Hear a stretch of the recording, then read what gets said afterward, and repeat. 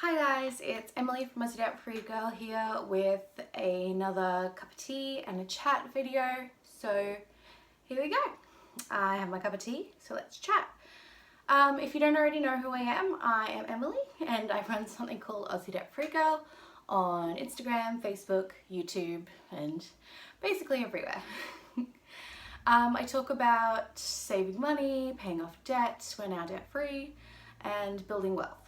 Our big push at the moment is side hustling and saving for a house and rebuilding our emergency fund as always because things always crop up. So let's get into it. What's been going on in October?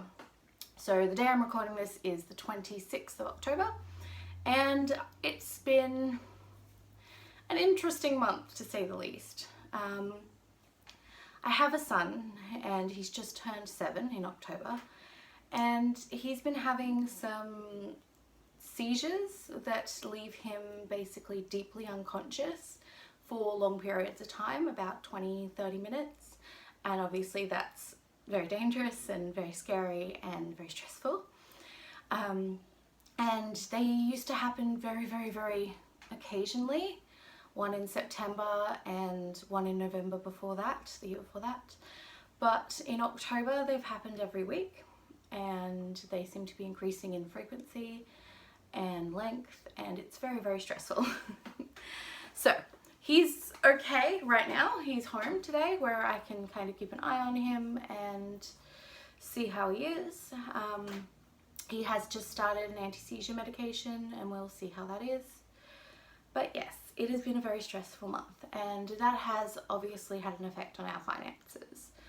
From extra takeaway when I haven't been home to cook or I haven't had a chance or we're just hungry, from vending machines at the hospital because I mean that's really all there is on hand there, and extra fuel, following ambulances, hospital trips, doctor's appointments, racing to and from school, organising babysitting for my other daughter when these things are occurring.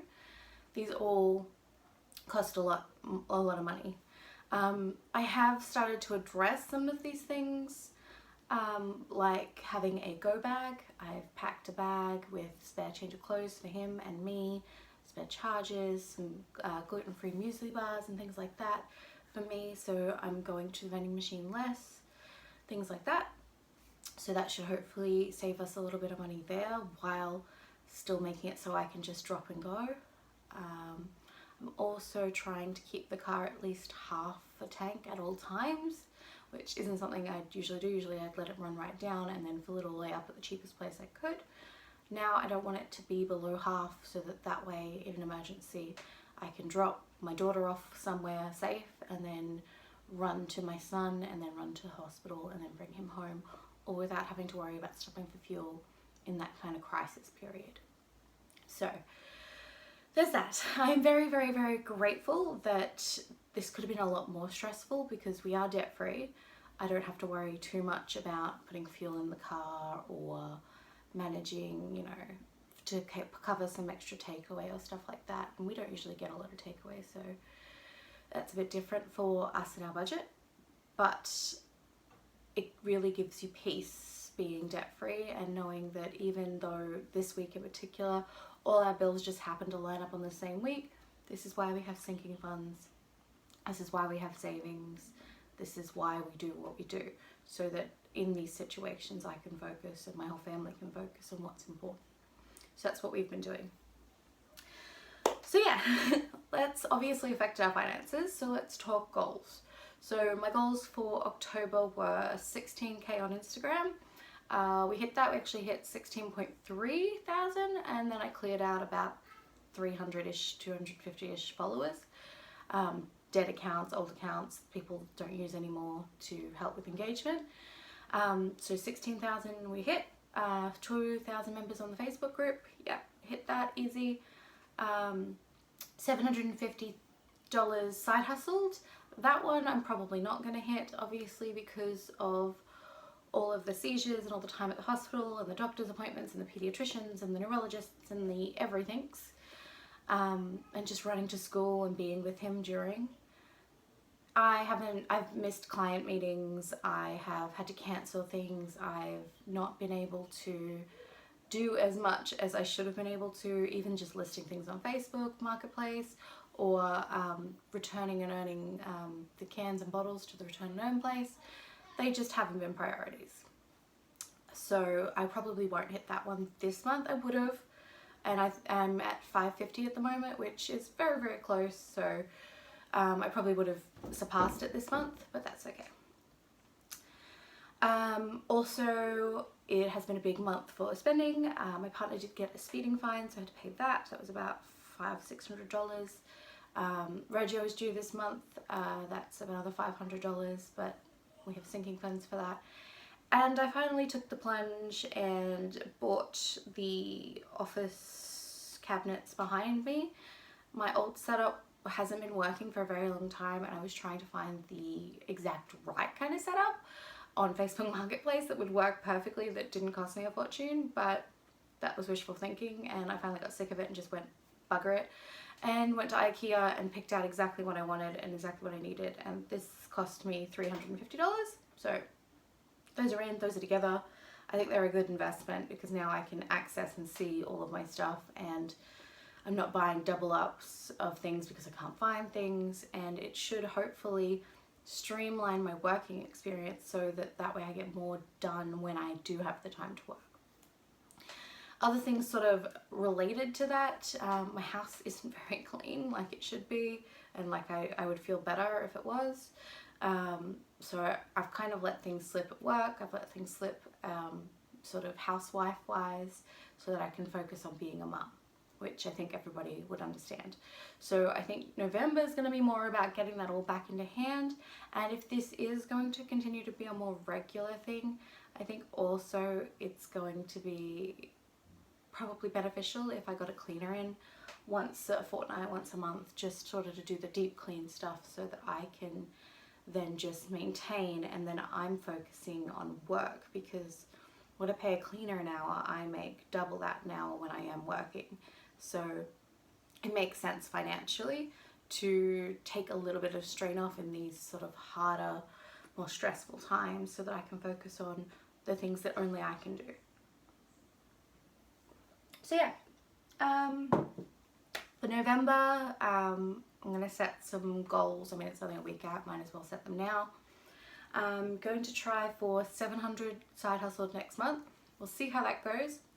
In the lead up to Christmas, either my side hustles really, really amp up and I make a lot more because there are more promotions, or, and what I'm thinking might happen this year with everything that's gone on, is the promotions start to die off, and people and companies and apps start saving those for the Christmas period, where and for their advertising and stuff over the Christmas period, because it costs more to advertise over the Christmas period because there are more people at home.